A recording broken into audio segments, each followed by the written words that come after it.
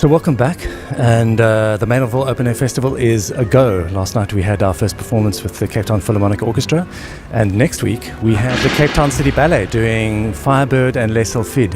And with me in the studio, because it's the Cape Town City Ballet studio, is Mariette and Elizabeth from the Cape Town City Ballet, and we caught up with them for a short moment between their rehearsals.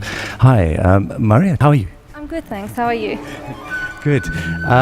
Mariette, you've been with the Cape Town City Ballet for a while now, eh? Yes, it's now 8 or 9 years that I've been with Cape Town City Ballet. Yeah. And Maynardville, how many Maynardvilles have you done? 8. I think this will be the 8th one.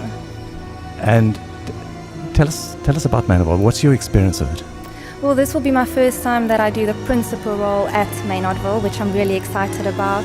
It's lovely to perform there. It's open air. It's at the park, so usually the family and all the friends come and they have a picnic, and it's just it's a completely different feeling than going to the theatre. So I love being there. I love being outdoors. So I'm a very outdoor person. So dancing outside underneath the stars is just amazing. And yeah. What?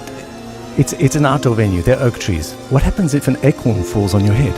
Well, that's the thing. We just say that when we're doing Sylphide and we have to keep really a still position, and a bug comes or a mosquito, it's really like you can't just all of a sudden wave it away. You have to keep your position. You're not allowed to move. And once actually a bug sat on someone's shoulder, and she just stood there the whole time and she couldn't move because of this bug. But that's an experience by itself.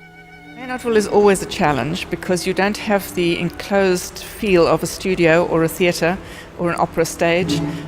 Everything is open.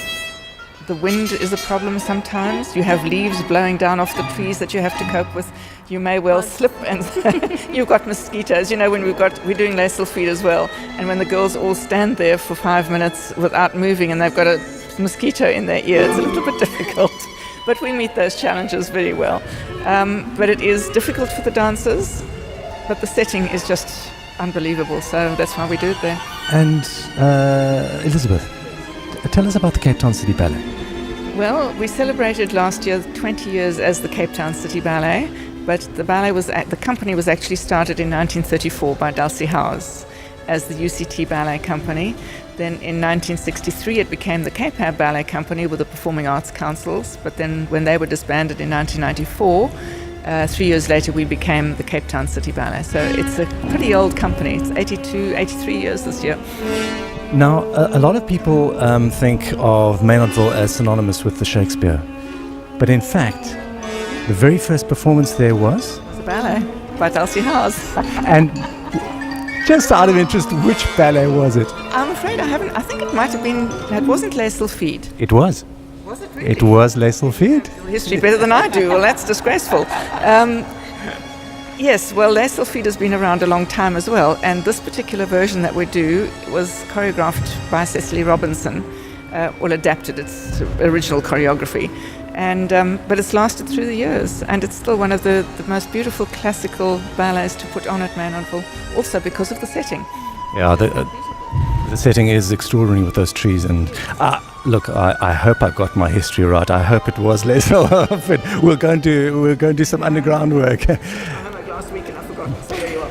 And your experience at Maynardville, you've been doing the ballets now on Sunday nights. This is a different program. We're now doing a whole week's performances. You've been doing that for the last... Well, we were there from about in the 1950s was the first time a ballet company danced there. The Cape Town Ballet Company, I danced there for the first time in 1997. And we then had a break of a couple of years when we went out to the Oda Libertas amphitheatre, but we've been back at Maynardville since 1974, every year. So it's an on-off relationship with this beautiful venue. Do you enjoy choreographing for Maynardville? It's difficult because it's different. You don't have the closed environment. You can't dash off into the wings, mainly because of the shoes. The dancers have to be very careful where they step. They can't bring the dirt onto the stage. So they all have plastic bags around their feet until they get to the side of the stage, and then they quickly take them off and jump on stage. And one of these days, somebody's going to forget to take the plastic bags off their shoes. So we'll have a Pick and Pay packet floating around along with the bugs. Pick and Pay or Checkers, whichever one you prefer. Yes, but it's challenging for the dancers too, because it does become slippery. When the dew starts falling, sort of around 9:30, 10 o'clock, then you've got to be really careful. So we try to get it done, not too late. A short and sharp evening for audience and for the performers alike. Absolutely, because it is dangerous for the dancers. But we do mop in the interval. We make sure that the stage is perfectly dry and there are no leaves and mosquitoes lying on the stage. But you can't do anything during a performance. When the Firebird's busy charming her Prince Ivan here, she can't go off and fetch a broom. Or we just watch you in rehearsal or catch the balls that are flying around. That particular choreography stems from quite a way back also. It wasn't the original choreography, it was done by Anne Broder, and it's based very much on classical Greek dancing, which many of the dancers these days have not done.